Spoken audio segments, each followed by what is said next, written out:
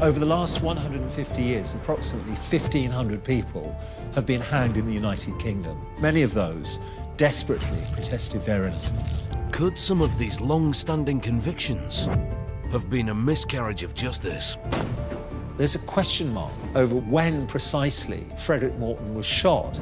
Barristers Sasha Wass and Jeremy Dean have been investigating these life-changing cases. He cut off her head, dismembered her, and buried her in a place where he hoped she would never be found. Representing living relatives, desperate to clear their family name. The more you read about it, he could have been innocent. With the help of modern-day experts, she's been assaulted with a weapon, and there's been more than one blow. they reassess the evidence. We have a blood-stained knife. I simply don't understand the logic. Before submitting their findings to a Crown Court judge. Your Honour ought to declare the conviction for murder to be unsafe. Now, as we reunite the barristers and the family members for the first time. Hello, Gordon. Hi. We'll be finding out exactly what happened next. They were told by the coroner that they had to find him guilty. Yes. Was justice served? It's perfectly conceivable that Judge Radford got it wrong. And are the unexplained cases finally closed?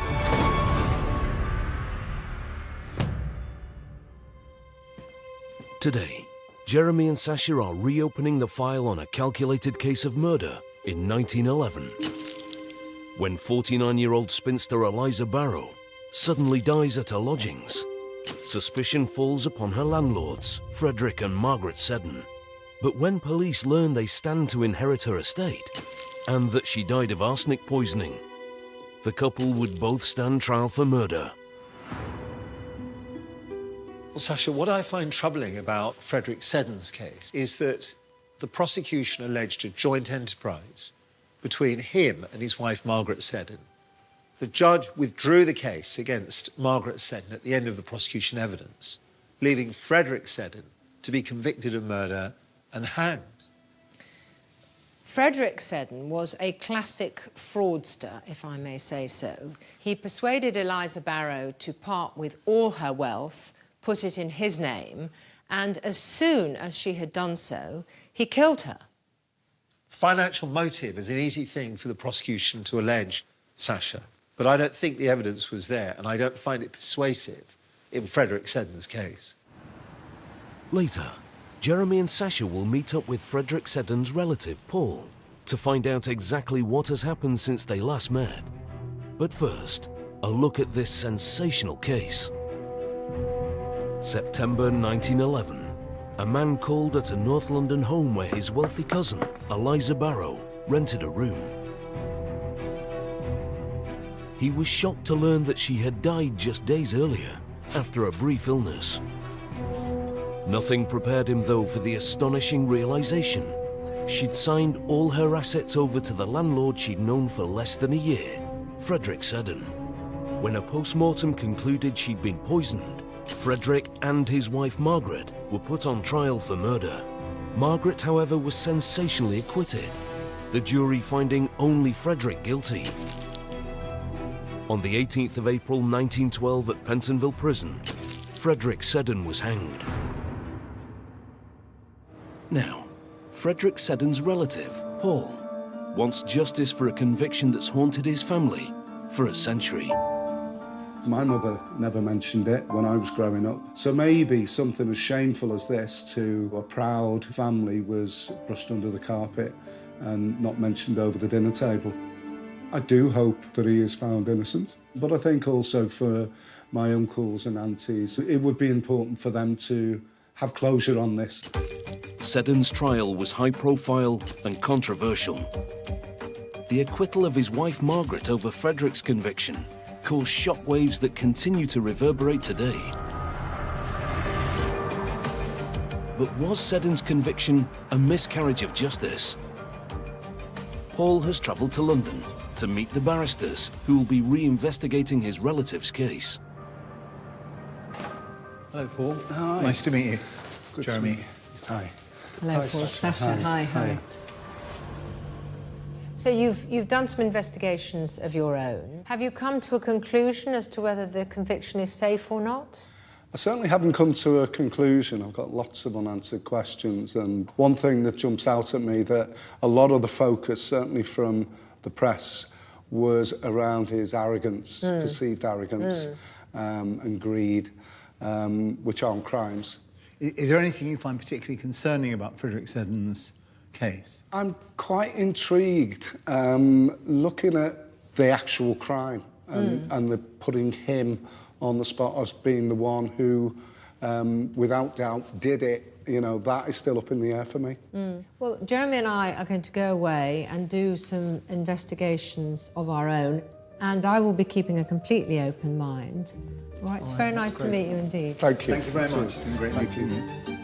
Sasha and Jeremy are starting their investigation by exploring the key facts surrounding the murder of Eliza Barrow.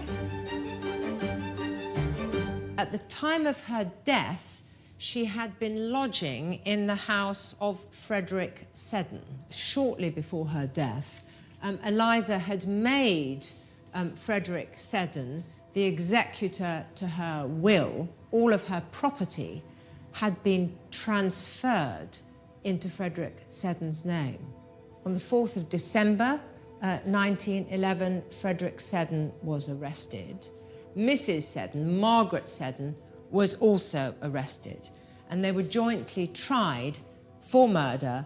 Margaret was acquitted, and the sentence of death was passed on Frederick. It's significant that Margaret Seddon was acquitted of murder, having been jointly tried with Frederick Seddon. And we need to look closely at whether indeed she is a realistic alternative suspect for the murder of Eliza Barrow, if indeed Eliza Barrow was murdered at all. Eliza was born in 1862 into a wealthy family of landowners. She inherited a fortune that included gold, East India trading stock, and property, including a pub and a barber shop. In the summer of 1910, after seeing an advert for a lodger, Eliza moved into the Seddons' mansion. Paul's in North London, meeting with author and case expert Sandra Hempel.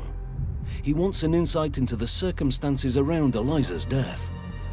Here we have the house itself, the scene of the crime, looking very much as it did at the time, actually. Yes. Quite a large house, but there were quite a few people living there at the time. Within months of her moving in, Frederick Seddon took a keen interest in Eliza's extensive financial portfolio. She was terribly keen on money, just like Fred, and they seem to have been soulmates, really, because he eventually got taken on by her as her unofficial financial advisor.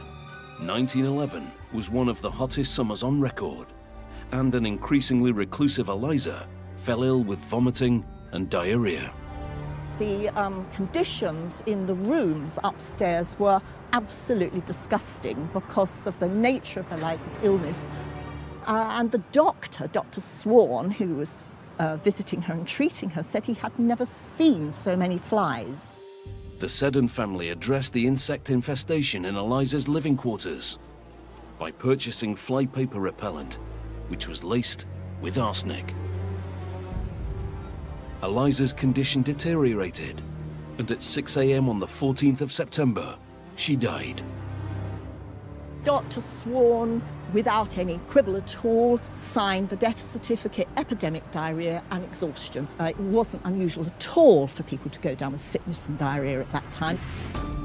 Despite Miss Barrow's family having a vault in Highgate Cemetery, Seddon buried Eliza in a pauper's grave only 2 days after she died.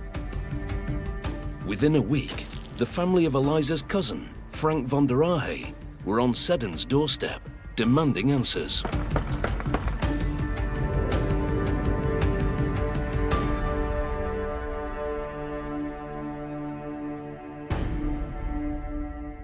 When von der Ahe's wife, Julia, asked why the family had not been notified of Eliza's death, Seddon produced a letter saying that he'd been to an address close by, inviting them to the funeral on the 16th. Sasha, this is the letter. I sincerely regret to have to inform you of the death of your cousin, Miss Eliza Mary Barrow at 6 a.m. this morning from epidemic diarrhoea. The funeral will take place on Saturday next, about 1 to 2 p.m. Of course, no address is given. I must also inform you that she made a will on the 11th of that month, leaving what she died possessed of to Ernest Grant, and appointed myself as sole executor under the will. Jeremy, I'm suggesting that this letter looks to me like a smokescreen. Frank von der Ahe always denied having received the letter. In my view, whilst it's unfortunate that the von der Ahes never received this letter, I believe the content of this letter is perfectly consistent with Frederick Seddon seeking to relay to the von der Ahes what had happened. There's no evidence that Frederick Seddon was a fundamentally dishonest character. He was respected in life and he gained trust. These are important matters for us to consider. Frederick Seddon was born in 1872 in Liverpool. He forged a successful career selling door-to-door funeral insurance for the London and Manchester Assurance Company. Hall wants an insight into how Seddon's career could have shaped his character. He's meeting Dr. Liz McFall, an expert in Victorian-era industrial assurance. Hi, Liz. Hi. Good to meet you, Paul. They're at Liverpool's Masonic Hall, where Seddon was once a regional member.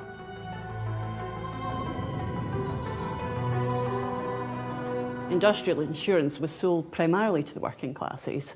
Really, it was a form of not life insurance, but death insurance to save for their funerals. So you say death insurance as opposed to life insurance. I've never heard that phrase. Saving with industrial insurance was a bit like gambling and drinking. It was seen as something that the working classes really shouldn't be doing. Right. The moral hazard of insurance, that you take an insurance policy, that is an incentive to kill the person who you've insured. People took insurance policies out on other people, their relatives, distant relatives, their children even, and that those people would either be neglected, not looked after properly in the case of an elderly relative, right, or endangered in some way. Do you think that the jury and in the court process might have maybe been leaning towards that sort of thinking process when Frederick was in the dock? There is a good chance that certain members of the jury, at least some members of the jury, would have been quite hostile towards industrial insurance. Yeah, quite. On the basis that he's asked somebody without the wherewithal to entrust significant amounts of money with him, and a few weeks later, she's not here anymore. Absolutely, seen him as a bit of a sharp operator. The trial began on the 4th of March 1912 at the Old Bailey and caused a frenzy. The prosecution zeroed in on the monetary arrangements between Frederick Seddon and the victim, Miss Barrow. Sasha and Jeremy want to scrutinise these financial details. They're meeting forensic accountant Chris Swinson. Does this represent what Eliza Barrow had before she met Frederick Seddon? Yes. In her possession? Yes. Firstly, in October 1910, the India stock is registered in Seddon's name. And in the same month, he goes to see solicitors to arrange for the transfer of both of the properties. Yes. The other transfers happen later. The gold is taken out by Miss Barrow in June 1911. What financial arrangement was made between Seddon and Eliza Barrow? I mean, what did she get out of this? She was to be paid an annuity. Right. One. Secondly, she was to receive her accommodation rent-free. Yes. So, in relation to what you've told us so far, do you find anything surprising about what occurred? Suspicious, sinister, unusual? In terms of the financial aspects of the transaction, no, not particularly. It seems to me to respond to what would have been perfectly reasonable concerns on her part. Frederick Seddon was district superintendent at Manchester and London Industrial Assurance Company. From the point of view of a woman such as Miss Barrow, it's perfectly feasible that she might simply feel she could trust him, isn't it? Yes. The superintendent will be responsible for collecting the cash from his agents, making sure he'd got what was expected, and then paying it into the insurance company. So your point is entirely fair. From Miss Barrow's position, he would have looked like a respectable person in a position of trust. Yeah, but that is very important, isn't it? Because if there is any question to be raised over her willingness to engage with him in the way you've described, I mean, that scenario may present an answer, mightn't it? Yes. Yeah. Yes. And dispel any basis for believing that he dishonestly lured her into a financial position that may be considered suspicious in some way. At trial, Seddon claimed Eliza had ingested arsenic herself, with the source of the poison being flypaper insect repellent found in a room. But did the Seddons poison Eliza Barrow with arsenic? After the 12-day trial concluded, a verdict was returned. Margaret Seddon was acquitted of all charges. However, Frederick was sentenced to death. But support for Seddon was significant, with a petition for reprieve generating 300,000 signatures. To examine reaction at the time, Paul and his partner Laura have come to Liverpool Library. The petition for the reprieve of Seddon, promoted by his Liverpool relatives and friends, is being extensively signed. The Crown should extend its clemency, and that he had proved himself to be a man of high moral character. Does that make you feel like he's innocent? I don't know. Certainly there's a lot of circumstantial stuff. So Frederick's wife, Margaret, actually wrote to the paper, "I should like the public to know what he said. Maggie," he said, "you know I'm absolutely innocent of this dreadful charge. God is my judge. He knows. There is one thing. You must go down on your hands and knees and thank God that you are spared to look after the children. Bear up, because it will grieve me to know that you are worrying." So they've given up now, haven't they? But it's futile and it's going to happen. I'd love to know more details on the dropping of her charges, because that was fairly soon after the charges were put on both of them. Hope grew for a last-minute reprieve for Seddon. At appeal, the issue of the poison and its source was explored again. Forensic toxicologist Professor Athol Johnston is reporting his toxicology observations to Sasha and Jeremy. I want to begin by examining briefly some of the evidence in relation to flypapers. Well, I was expecting the flypaper to be one of these sticky rolls where the flies get caught on it, but it's not. This is what it looks like, and it's not, actually, that's not far off life size. What it's alleged Mr. Seddon did was dissolve the material out of the flypaper and added it to something that could be drunk. And in this case, we've got a bottle of Valentine's meat juice. Can I ask you about the question of measurements? Because the ultimate diagnosis in Eliza Barrow's case is that she had ingested 2.01 grains of arsenic. How accurate were measurements back in 1912? So there's got to be a margin of error on that. Out of one of these, you can get between 2 and 5 grains of arsenic if you could extract it completely. So actually, there's quite enough there to be a fatal dose. There's no connection between Frederick Seddon and flypapers. The position in this case is very different to a shooting where there's evidence that the defendant fired a gun, or a stabbing where the accused is linked to a knife. So this case requires very close analysis before it can be concluded that Frederick Seddon's conviction is truly safe. Despite there being no direct link between the poison and Frederick Seddon, his appeal was rejected. On the 18th of April 1912, he was executed at Pentonville Prison in London. Paul and Laura have come to the boundary of the prison. They want to pay their respects on the anniversary of Seddon's death. Behind that big wall there was a grassed area where executed prisoners were buried, and ironically today is the 107th anniversary of the day he was hanged. It was such a high-profile case, Yeah. and there were so many petitions from across the country as well. If he hadn't have been perhaps buried behind those walls, then there might have been too much attention around a grave. Yeah.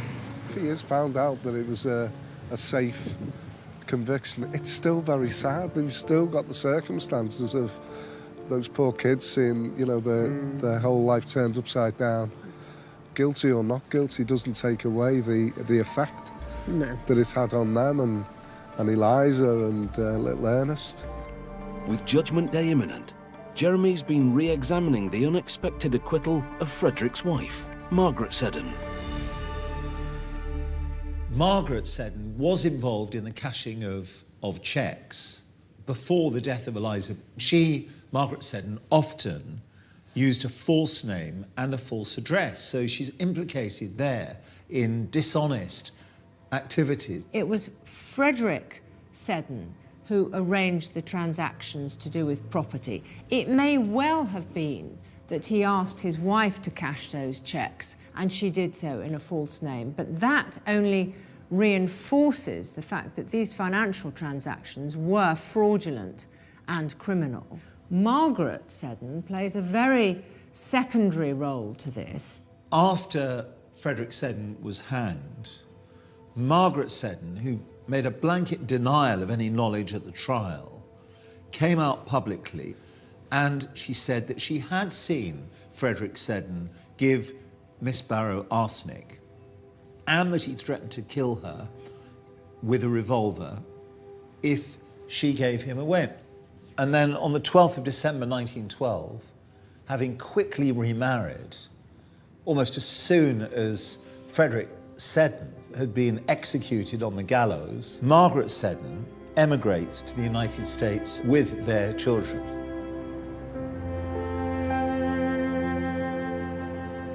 If he was innocent, if he didn't do it, then what a terrible thing to happen to that family, that they've been torn apart and all changed unjustly.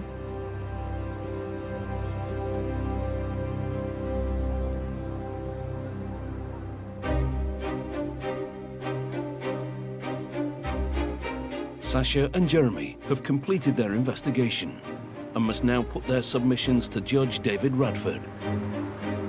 The case comprised a strong motive, strong evidence of poison, and strong evidence that Frederick Seddon tried to cover it all up. Frederick Seddon was convicted on highly circumstantial evidence. His wife Margaret was found not guilty. I'll be looking at that aspect of it. It's difficult to see how the jury found one to be guilty and the other not. For Paul, today is the culmination of his family's fight for justice that began over a century ago. Hello, Paul. Hi, Nice Sasha. to see Hi. you again. Hello, Paul. Hi, Good to Jeremy. see you. Hi. What we need to stress is the judge is very thorough. He looked at all the material. So let's see how it goes. Please sit down. We are here today for me to consider, with the assistance of learned counsel, the safety of the conviction for murder of Frederick Henry Seddon. Please, if you would like, Mr. Dean, to amplify what you've already put in front of me in Thank writing. you. Mr. Seddon was arrested at about 7 p.m. on the 4th of December, 1911. This is what Mr. Seddon said. Absurd. What a terrible charge. Willful murder. Are you going to arrest my wife as well? Now, from the outset, Mr. Seddon denied having poisoned Eliza Barrow. And it's not by coincidence that he mentioned his wife. The acquittal of Margaret Seddon is difficult to understand when stood against the conviction of Frederick Seddon. The central point relates to evidence given in the course of our inquiry from a modern-day forensic accountant, Chris Swinson. And essentially what Mr. Swinson said was that the financial aspect of this case was not suspicious and that it could not possibly be said that this provided a motive for Frederick Seddon. And once the issue of motive is removed from the equation, then there was realistically no sufficient case against Frederick Seddon, and the time has come to declare Frederick Seddon's conviction for the murder of Eliza Barrow unsafe. Thank you, Mr. Dean. I'm grateful to you. Miss Wass. Your Honour, the motive for the murder of Eliza Barrow was and remains one of money. Eliza Barrow had known Frederick Seddon for a very short period of time. This was not a family relationship. The upshot of the financial transaction orchestrated by Frederick Seddon was that the boy whom Eliza Barrow was careful and keen to look after, That's Ernest. Ernest Grant, was left with nothing. Frederick Seddon made a rapid arrangement for an unceremonious funeral in a pauper's grave, at which none of Eliza Barrow's family attended. The clear evidence that was before the jury was that Frederick Seddon attempted to dispose of Eliza Barrow's body before any questions could be asked. Professor Athol Johnston, a forensic toxicologist, validated the findings of the trial pathologist. Large quantities of arsenic were found, which would have been enough for a fatal dose. So contrary to what Mr. Dean has submitted, this case should cause you no doubt in terms of the safety of the conviction. Yes, thank you. I shall reflect on those oral submissions. Thank you. If you're kind enough to leave so I can do that. Has Jeremy done enough to question the conviction? Did Frederick Seddon poison Eliza Barrow with arsenic? Or was he the victim of an unfair trial? The judge is now ready to deliver his verdict. One of the matters which particularly has attracted attention is one of motive. Mr. Dean has stressed in his submissions the evidence of the financial arrangements.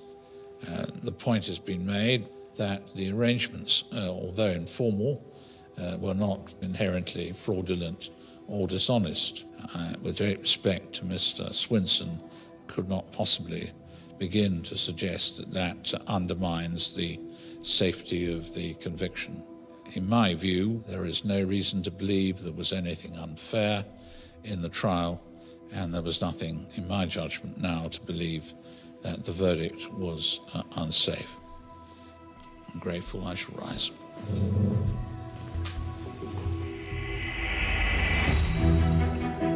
Today, having reviewed the facts of the case, do Jeremy and Sasha agree with Judge Radford's verdict? Jeremy, I wasn't at all surprised that Judge Radford found the Seddon conviction to be safe. The suggestion that his wife was responsible really wasn't borne out by the evidence. It's troubling that the case was withdrawn against his wife and he was left in what was clearly said to be a joint enterprise. But I'll be really quite interested to see what lines of inquiry Paul has been pursuing since Judge Radford gave his decision. Paul has returned to London to meet the barristers for the first time since the judgment. I'm still in doubt as to whether Frederick Seddon actually did the crime and whether Margaret Seddon didn't have anything to do with it. So with the extra information that I've sort of found out, it'd be interesting to see whether Jeremy and Sasha were happy with that judgment as I wasn't. Hello, Paul. Hi. Good to see you. You too. Nice Hi, to see you Sasha. again. Hi. Come and sit down. Well, thank you very much for coming. The judge's decision in the case of Frederick Seddon was one I found disappointing. But tell us, how do you feel about the judge's decision? The evidence that I heard didn't really give me that conviction that, yes, it had to be him, to the point that he was found guilty and Margaret acquitted. Yeah. Either he poisoned her or she poisoned her, or they did it together. Those are really the only viable options. Would you agree? I don't think there was any collusion between them. So I do feel that it was one or the other. Right. But there was no overwhelming sense that it was Frederick who did it. Have you been taking further action in relation to Frederick Seddon's case? What I was curious about is the destiny of Margaret and the children who went to America. Subsequently, I was contacted by an ancestor of Margaret Seddon, Paul Holford, who provided me with some fascinating information. Paul made the short trip to Everton to meet a newly discovered relation of Margaret Seddon, Paul Holford. Paul has said that he has got links to Margaret Seddon and information about her, so I'm really looking forward to what that might be. They met at a special location, St George's Church, Everton. Hi, Paul. Hello, Paul. Nice to meet you. Where in 1893, Margaret married Frederick Seddon. This is a marriage certificate of them at this church. You can see there, Frederick was 21 and Margaret was 18. And they actually lived in the same street. My brother David, unfortunately, passed away last year, done a lot of research into our family. This is a photograph of my mother with my brother David. Yeah. This is Margaret Seddon Jr., as I refer to her. Yeah. That is her mother, Margaret Seddon Sr., and that is your great-great-great-uncle. Yeah. And we think there's a great family resemblance to photographs of that side of the family. Yeah, it's uncanny. I think it's great that a distant relative of mine from the other side of the family is here and is aware of this case. One of the things that I held right through the actual programme was what happened to Margaret and the children. Obviously, I know that they went to America. Could Paul reveal anything about Margaret Seddon's life after Frederick's execution? I can tell you a little bit more what happened to Margaret. Oh, two censuses here. This is the census of the United States for Rhode Island in County of Providence for 1920. There's James and Margaret there. There they've had 3 children. One of them they called Margaret as well.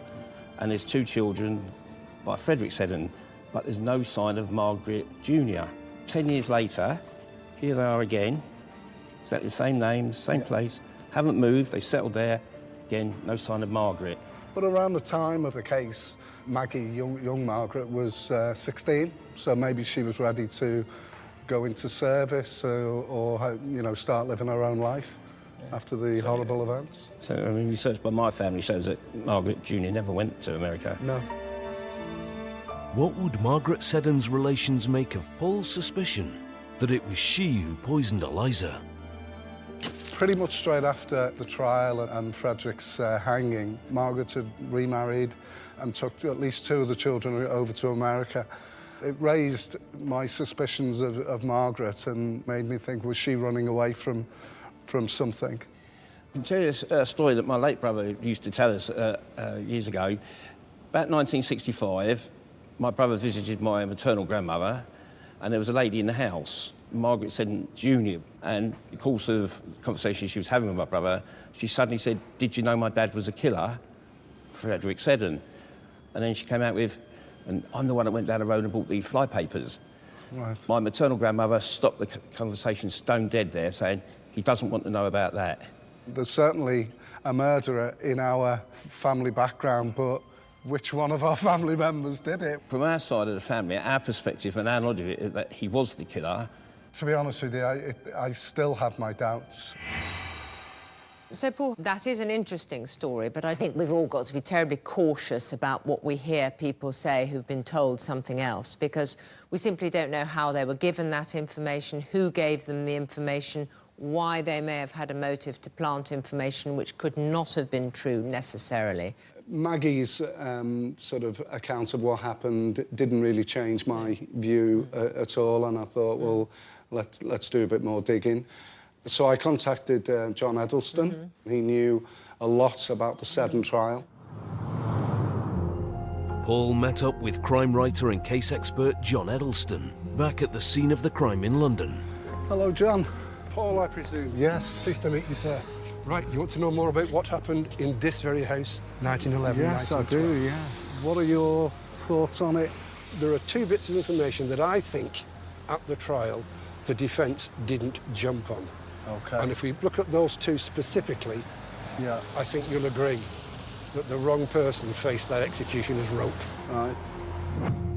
John has concerns about the prosecution's suggested motive. the financial agreement between Eliza Barrow and Frederick Seddon. So, the first documents refer to the annuity, Okay. the so-called motive for the murder. She had two properties that she sold over. One was a public house, very much like the one we're in now, of course, and next door to it, the barber's shop. And they paid her a combined rent of £155 a year. He was painted as a greedy man who'd stolen her property, and then the sooner she's dead, the better. She wasn't cajoled into signing over the properties. She was the one who instigated it. Yeah. The solicitors who dealt with it said that she'd written to them a number of times she wanted this annuity, because that income is then protected. She's got herself a guarantee, so exactly. She's the shrewd one. She's the by all shrewd one. accounts. And her income has dropped by just over £3 a year, and Frederick's making a profit. Yeah. He's got no reason to want her dead. Right. Right, next, we will look at the motive for someone else in that house. The medical evidence at trial was that Eliza Barrow died from a single fatal dose of arsenic, administered within 2 days of her death. Who does John believe administered the fatal dose? At the trial itself, Margaret said that she had bought 4 packets of flypapers on either the 4th or 5th of September. Margaret's bought the flypapers. That's certainly enough to soak off a fatal dose. Yeah. Margaret is the one who takes care of Miss Seddon, whether she's ill or not. I've got a guest here who is not paying any rent anymore, because my husband has arranged all the property in his name now, and he's paying an annuity. I'm getting nothing out of this, and I'm having to look after a cantankerous, sick woman, and there's no reward for me. What he said at the trial, when trying to explain away the poisoning, was she must have drunk it by accident. Well, that's nonsense. She's not a stupid woman. She wouldn't reach over, pick up a bowl that's got flypapers and have a drink. Yeah.